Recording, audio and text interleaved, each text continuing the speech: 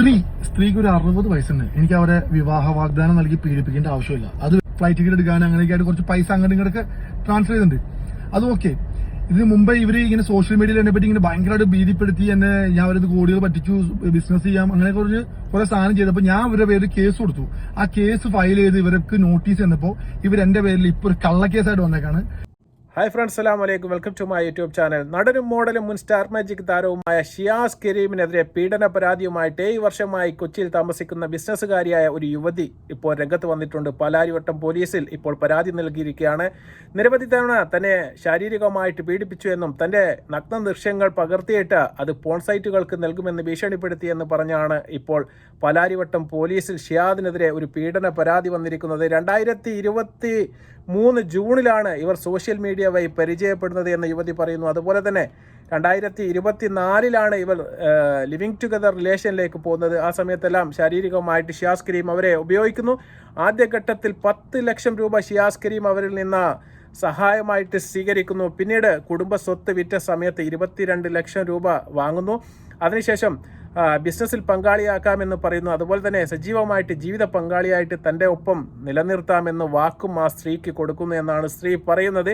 അതിനുശേഷം ശാരീരികമായ ചില വൈകല്യങ്ങൾ വന്ന സമയത്ത് ഗർഭപാത്രം നീക്കം ചെയ്യേണ്ടതായിട്ട് വരുന്നു. ആ സമയത്ത് ഷിയാസ് കരീം എനിക്ക് മറ്റൊരു യുവതിയെ കല്യാണം കഴിക്കണം, എനിക്ക് കുട്ടി വേണമെന്ന് പറയുന്നു. അങ്ങനെയാണ് ആ യുവതി പണം തിരിച്ച് ആവശ്യപ്പെടുന്നത്. ആ സമയത്ത് അവരുടെ ഒരു നഗ്ന വീഡിയോ കാട്ടി ഭീഷണിപ്പെടുത്തി എന്നാണ് പറയുന്നത്. പോൺ സൈറ്റുകൾക്ക് കൊടുത്ത് ഞാൻ നിങ്ങളെ നാറ്റിക്കുമെന്ന് പറഞ്ഞ് ഭീഷണിപ്പെടുത്തി എന്നെല്ലാമാണ് യുവതി ഇപ്പോൾ പാലാരിവട്ടം പോലീസിൽ പരാതി നൽകിയിരിക്കുന്നത്. തീർച്ചയായിട്ടും എനിക്ക് ഇത് കാര്യത്തിൽ പറയാനുള്ളത് 2023-24 വർഷത്തിൽ നടന്ന ഒരു കാര്യം 2026 ആയിട്ടും അത് പീഡനമാണോ, അത് സമ്മതപ്രകാരമുള്ള ലൈംഗിക വീഴ്ചയാണോ എന്ന് മനസ്സിലാക്കാൻ പോലും ഈ യുവതിക്ക് സാധിച്ചിട്ടില്ല എന്ന് പറയുന്നത് സങ്കടകരമായ ഒരു കാര്യമാണ്. ആ സംശയത്തിൻ്റെ നിഴൽ തീർച്ചയായിട്ടും ഷിയാസ് കരീമിന് അനുകൂലമായിട്ട് മാറുമെന്ന് തന്നെയാണ് മനസ്സിലാക്കാൻ വേണ്ടി സാധിക്കുന്നത്. സുപ്രീം കോടതി വിധിയെല്ലാം ഉള്ളത് നമുക്കറിയാം. കാരണം പരസ്പര സമ്മതത്തോടുള്ള ലൈംഗിക വീഴ്ച ഒരിക്കലും പീഡനമായിട്ട് കണക്കാക്കാൻ പറ്റുകയില്ല എന്നാണ് സുപ്രീം കോടതി വിധി ഇപ്പോൾ നിലനിൽക്കുന്നത്. തീർച്ചയായിട്ടും ഷിയാസ് കരീമിൻ്റെ എന്താണ് ഈ കാര്യത്തിൽ പറയാനുള്ള മറുപടി എന്നൊക്കെ നമുക്ക് ഈ വീഡിയോൻ്റെ അവസാനം കേൾക്കാം. നമുക്ക് ആദ്യമായിട്ട് ആ വാർത്ത ഒന്ന് കാണാം. ഷിയാസ് കരീമിനെതിരെ ഇന്ന് രാവിലെയാണ് കഴിഞ്ഞ 7 വർഷമായി കൊച്ചിയിൽ താമസിക്കുന്ന ബിസിനസ്സുകാരിയായ യുവതി പരാതിയുമായി പാലാരിവട്ടം പോലീസിനെ സമീപിച്ചത്. പരാതിയിൽ ചൂണ്ടിക്കാട്ടുന്നത് ഇങ്ങനെ: 2023 ജൂണിലാണ് ഷിയാസ് കരീമിനെ സോഷ്യൽ മീഡിയ വഴി പരിചയപ്പെടുന്നത്. പരിചയം സൗഹൃദമായി. 2024 ഷിയാസിനൊപ്പം ലിവിംഗ് റിലേഷനിലായി. ആദ്യഘട്ടത്തിൽ പലപ്പോഴായി 10 ലക്ഷം രൂപ ഷിയാസ് തന്റെ പക്കൽ നിന്ന് വാങ്ങിച്ചു. തന്റെ കുടുംബ സ്വത്ത് വിറ്റ കാര്യം അറിഞ്ഞതോടെ ജിം തുടങ്ങാനെന്ന പേരിൽ 22 ലക്ഷം രൂപ പിന്നെയും വാങ്ങി. ജിം തുടങ്ങിയാൽ അതിന്റെ പങ്കാളിയാക്കാമെന്ന് വാഗ്ദാനം നൽകി. തന്നെ ആജീവനാന്തകാലം ഒപ്പം നിർത്താമെന്ന് ഉറപ്പും പറഞ്ഞു. അതിനിടെ ആരോഗ്യ പ്രശ്നത്തെ തുടർന്ന് തന്റെ ഗർഭപാത്രം നീക്കിയപ്പോൾ ഷിയാസ് തനിക്ക് മറ്റൊരു വിവാഹം കഴിക്കണമെന്ന് പറഞ്ഞു. അതിനിടയിലും ലൈംഗിക ചൂഷണം തുടർന്നു. വിവാഹത്തിനായി വസ്ത്രങ്ങൾ എടുക്കാനും വിവാഹ സൽക്കാരം നടത്താനുമെല്ലാം തന്റെ കയ്യിൽ നിന്ന് ഷിയാസ് പണം വാങ്ങി. വിവാഹശേഷവും താനുമായി ഷിയാസ് അടുപ്പം തുടർന്നുവെന്നും ലൈംഗിക ചൂഷണം പതിവാക്കിയെന്നും യുവതി. കൊച്ചിയിലും കോഴിക്കോട്ടും പല ഹോട്ടലുകളിലും താൻ ലൈംഗിക ചൂഷണത്തിന് ഇരയായി. ഒടുവിൽ എതിർത്തതോടെ സുഹൃത്തുമായി തന്റെ കോഴിക്കോടുള്ള ഫ്ളാറ്റിൽ അതിക്രമിച്ചു കയറി സ്വകാര്യ ദൃശ്യങ്ങൾ പകർത്തിയെന്നും ഇതടക്കം ഷിയാസിനൊപ്പമുള്ള നഗ്ന ദൃശ്യങ്ങളും പ്രചരിപ്പിക്കുമെന്നും ഭീഷണിപ്പെടുത്തി. ആകെ 49 ലക്ഷം തട്ടിയെടുത്തുവെന്നും യുവതി. ഏതായാലും വാർത്ത നിങ്ങൾ കേട്ട് കാണും. ഷിയാസ് കരീം ഏതായാലും പറഞ്ഞു പറ്റിച്ച് ശാരീരികമായിട്ട് ഉപയോഗിച്ചു എന്നും പലപ്പോഴായിട്ട് പൈസകൾ അദ്ദേഹത്തിൻ്റെ കയ്യിൽ നിന്നും വാങ്ങി കബളിപ്പിക്കുകയും അവസാനമായിട്ട് ഞാൻ പറഞ്ഞതുപോലെ നഗ്ന വീഡിയോകൾ മറ്റ് പോൺ സൈറ്റുകൾക്ക് പോലെ മറ്റ് ആൾക്കാർക്ക് കൊടുക്കുമെന്ന് പറഞ്ഞ് ഭീഷണിപ്പെടുത്തി എന്നൊക്കെയാണ് യുവതി ഇപ്പോൾ പാലാരിവട്ടം പോലീസിൽ ഏതായാലും പരാതി കൊടുത്തിരിക്കുന്നത്. ഷിയാസ് കരീമിന് ഇതിൻ്റെ മുന്നേ തന്നെ ഇത്തരത്തിൽപ്പെട്ട ഒരു പരാതി നിലനിൽക്കുന്നുണ്ട്. ഷിയാസ് കരീം ഈ ഒരു കാര്യത്തിൽ വളരെ വ്യക്തമായിട്ടൊരു അഭിപ്രായം പറഞ്ഞിരിക്കുകയാണ്. കാരണം 2023-24 ഈ പറയുന്ന സംഭവം നടന്നത് എന്നാണ് യുവതി പറയുന്നത്. ഈ യുവതി ഷിയാസ് കരീമിൻ്റെ ഫാമിലിയുമായിട്ട് ബന്ധപ്പെട്ട് പ്രവർത്തിക്കുന്ന ആളാണ്. അവർക്കെല്ലാവർക്കും അറിയുന്ന ആളായതുകൊണ്ട് തന്നെ ഇത്തരം പ്രശ്നങ്ങൾ മുൻകൂട്ടി നടന്നതിന് ശേഷം ഷിയാസ് കരീം ഈ യുവതിക്കെതിരെ ഓൾറെഡി ഒരു പരാതി പോലീസിൽ കൊടുത്തിരിക്കുകയാണ്.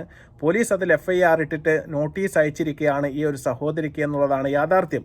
അപ്പോൾ ഒരു കൗണ്ടർ അറ്റാക്ക് എന്നതുപോലെ തന്നെ ഒരു കൗണ്ടർ കേസുമായിട്ടാണ് ഇപ്പോൾ യുവതി വന്നിരിക്കുന്നത്.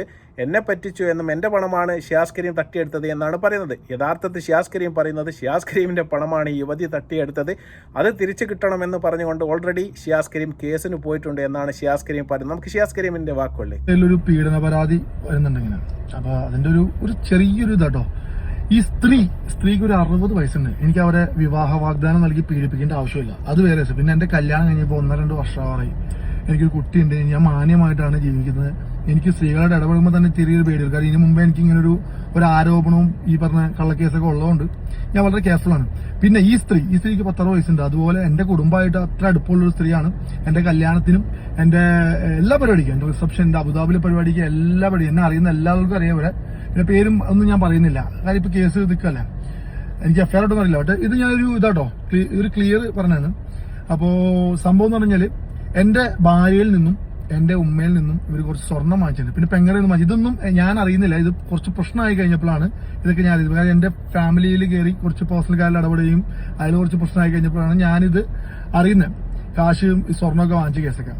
അങ്ങനെ ഞങ്ങളുടെ കൂടെ യാത്ര ചെയ്യും. അങ്ങനെ ഞങ്ങൾ കുറച്ച് പൈസ എന്റെ ഉമ്മാക്ക് അയച്ചു കൊടുത്തിട്ടുണ്ട്, പെങ്കജ് എനിക്ക് അയച്ചിട്ടുണ്ട്. അങ്ങനെ കുറച്ച് പൈസ ഈ ഫ്ലൈറ്റ് ടിക്കറ്റ് എടുക്കാൻ അങ്ങനെയൊക്കെ ആയിട്ട് കുറച്ച് പൈസ അങ്ങോട്ട് ഇങ്ങോട്ടൊക്കെ ട്രാൻസ്ഫർ ചെയ്തിട്ടുണ്ട്. അത് ഓക്കെ. ഇതിന് മുമ്പേ ഇവര് ഇങ്ങനെ സോഷ്യൽ മീഡിയയിൽ എന്നെ പറ്റി ഇങ്ങനെ ഭയങ്കരമായിട്ട് ഭീതിപ്പെടുത്തി എന്നെ, ഞാൻ അവരത് കോടികൾ പറ്റിച്ചു, ബിസിനസ് ചെയ്യാം, അങ്ങനെ കുറെ സാധനം ചെയ്തപ്പോൾ ഞാൻ ഇവരുടെ പേരിൽ കേസ് കൊടുത്തു.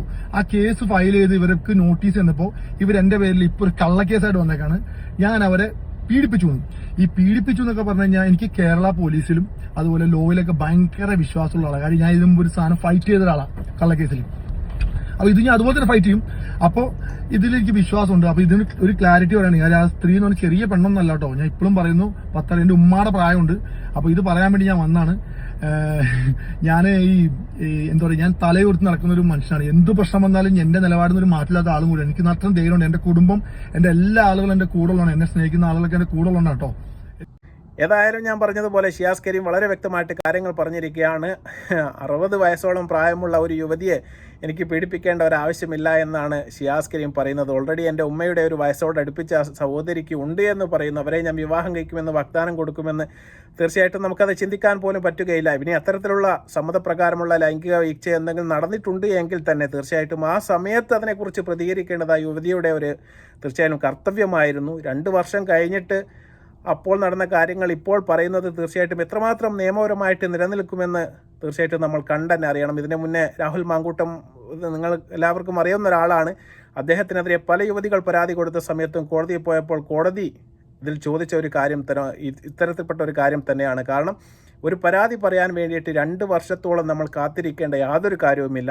പിന്നെ ഒരു പീഡനം എന്ന് പറയുന്നത് നമുക്കൊരു യുവതി എത്ര പ്രാവശ്യം പീഡിപ്പിക്കാൻ വേണ്ടി പറ്റും, അത്രയും കഴിഞ്ഞതിന് ശേഷവും 2 വർഷം ഇപ്പോഴും പിന്നിട്ടിട്ടും അത് പീഡനമാണോ ഇനി സൽക്കാരമാണോ എന്നൊക്കെ മനസ്സിലാക്കാനുള്ള ഒരു കോമൺ സെൻസ് പോലും ആ യുവതിക്ക് ആ സമയത്ത് ഇല്ലാതെ പോയി എന്ന് പറഞ്ഞാൽ അതും ഒരു സാധാരണ യുവതിയല്ല. ഞാൻ പറഞ്ഞതുപോലെ തന്നെ 7 വർഷമായിട്ട് കൊച്ചിയിൽ തങ്ങിയിട്ട് കാര്യമായിട്ട് ബിസിനസ് എല്ലാം ചെയ്യുന്ന ഒരു യുവതിയാണ്. തീർച്ചയായിട്ടും അപ്പോഴൊന്നും കേസുമായി പോകാതെ ഇത്രയും കാലം കാത്തിരുന്നതിന് ശേഷം ഷിയാസ് കരീം കല്യാണം കഴിച്ച് ഒരു കുടുംബമായിട്ട് കുട്ടിയായിട്ട് ജീവിക്കുന്ന ഈ സമയത്ത് അദ്ദേഹത്തെ തീർച്ചയായിട്ടും സമൂഹത്തിൻ്റെ മുമ്പിൽ മോശക്കാരനാക്കുക എന്ന ഉദ്ദേശത്തോടു കൂടി പോവുകയാണ് എന്നേ നമുക്ക് മനസ്സിലാക്കാൻ വേണ്ടി സാധിക്കൂ. തീർച്ചയായിട്ടും നിയമപരമായിട്ട് ഇത്തരം കാര്യങ്ങൾ തെളിയിക്കാൻ എത്രത്തോളം തെളിവുകൾ ആ യുവതിയുടെ കയ്യിലുണ്ട് എന്നതിനെ ആശ്രയിച്ചായിരിക്കും തീർച്ചയായിട്ടും ഈ കേസിൻ്റെ മുമ്പോട്ടുള്ള പോക്ക്. എന്നാണ് നിങ്ങൾക്ക് ഈ ഒരു കാര്യം കേട്ടതിന് ശേഷം തോന്നുന്നത്? നിങ്ങൾ തീർച്ചയായിട്ടും അത് കമൻറ്റായി രേഖപ്പെടുത്തുക. അതുപോലെ ഇത്തരം കേസുകൾ തീർച്ചയായിട്ടും ഒരു ടൂളായിട്ട് പല ഘട്ടങ്ങളിലായിട്ട് ചില സഹോദരിമാരെങ്കിലും ഉപയോഗിക്കുന്നത് നമ്മുടെ മുന്നിൽ കാണാൻ വേണ്ടി സാധിക്കും. അത്തരത്തിൽപ്പെട്ട ഏറ്റവും വലിയ ഒരു കേസിൻ്റെ ഇരയാണ് നമ്മുടെ ഉമ്മൻചാണ്ടി സാർ. അദ്ദേഹത്തിനെതിരെ സരിതാ നായരൊക്കെ പറഞ്ഞ കാര്യവും കേസെല്ലാം നമ്മൾ കണ്ടതാണ്. അവസാനം അദ്ദേഹം ഇപ്പോൾ മരിച്ചുപോയി. അതുപോലെ ഇത്തരത്തിലുള്ള ചില നല്ല കേസുകളുമുണ്ട്, അതുപോലെ തന്നെ ചീത്ത കേസുകളുമുണ്ട്. ഏതാണ് ശരിയെന്ന് തീർച്ചയായിട്ടും കോടതി തീരുമാനിക്കട്ടെ. നമുക്കതുവരെ കാത്തിരിക്കാം. മറ്റൊരു വീഡിയോയുമായി വരുന്നതുവരെ നന്ദി, നമസ്കാരം.